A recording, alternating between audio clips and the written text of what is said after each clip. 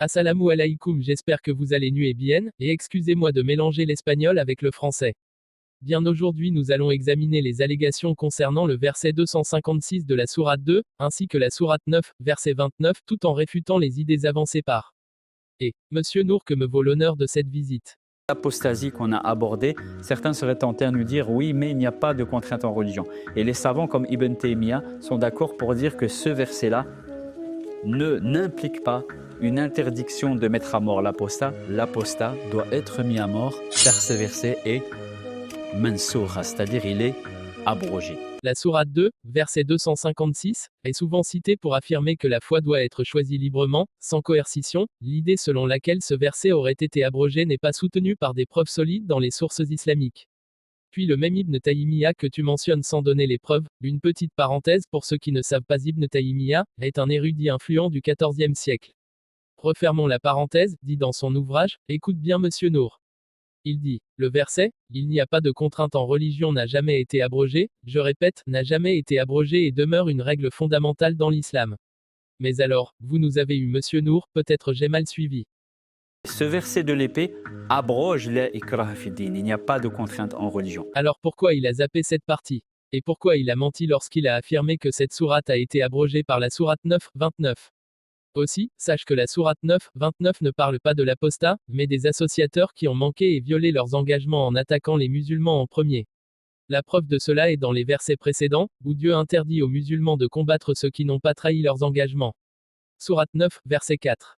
À l'exception des associateurs avec lesquels vous avez conclu un pacte, puis ils ne vous ont manqué en rien, et n'ont soutenu personne, à lutter, contre vous. De même, au verset 6, il est dit, et si l'un des associateurs demande asile, accorde-le, lui afin qu'il entende la parole d'Allah, puis fais-le parvenir à son lieu de sécurité. Alors ce verset était destiné à des contextes particuliers, où les musulmans étaient attaqués, c'est pourquoi pour se défendre, les musulmans devraient combattre. Sourate 9, verset 12. Et si, après le pacte, ils violent leur serment et attaquent votre religion, combattez alors. De plus, Allah Azzawajal dit dans la sourate 60, versets 8 à 9. Allah ne vous interdit pas d'être bon et équitable envers ceux qui ne vous ont pas combattu à cause de votre religion et qui ne vous pas chassé de vos demeures. Au verset suivant, il dit, Allah vous interdit seulement de vous de prendre pour alliés ceux qui vous ont combattu à cause de votre foi, ceux qui vous ont chassé de vos demeures. Vous voyez, Monsieur Nour l'ex-musulman ne va jamais vous montrer ces versets-là car il n'est pas honnête. Si je suis de mauvaise foi, vu que je ne suis pas français, je pourrais aussi prendre un passage d'un texte aussi essentiel pour la France, la Marseillaise, en extrait ces phrases. Aux armes citoyens, formez vos bataillons, marchons, marchons, qu'un sang impur abreuve nos sillons. Moi africain et camerounais, je pourrais conclure que, la France pousse les Français à prendre les armes, et à marcher contre tout ce dont ils jugeraient qu'ils ont un sang impur. Alors Monsieur Nour, arrêtez de faire honte aux Français. Petite précision, ces phrases de la Marseillaise ont été écrites par Rouget de Lille en 1792 dans un contexte précis, la guerre entre la France révolutionnaire et l'Autriche royale et catholique. Ce que tous les Français apprennent à l'école primaire. Et enfin, si comme vous nous décidons de lire la Bible, avec la même logique celle que vous utilisez pour le Coran, nous pourrons vite arriver à des conclusions disons problématiques. Imaginez, le massacre des bébés et enfants par ordre de l'Éternel, c'est-à-dire Jésus pour vous. 1 Samuel 15 versets 2 à 3. Ainsi parle l'Éternel, c'est-à-dire Jésus pour Monsieur Nour, vu que lui et la plupart des chrétiens, Jésus est Dieu. Va maintenant, frappe Amalek, et voué à l'extermination tout ce qui lui appartient, tu ne l'épargneras point, et tu feras mourir hommes et femmes, enfants et nourrissons, bœufs et brebis, chameaux et ânes. Alors d'après votre Bible Dieu, c'est-à-dire Jésus selon votre doctrine, donne l'ordre de massacrer absolument tout ce que respire. Femmes, enfants et même les bébés. C'est un peu moins glorieux que votre vision idéalisée, n'est-ce pas?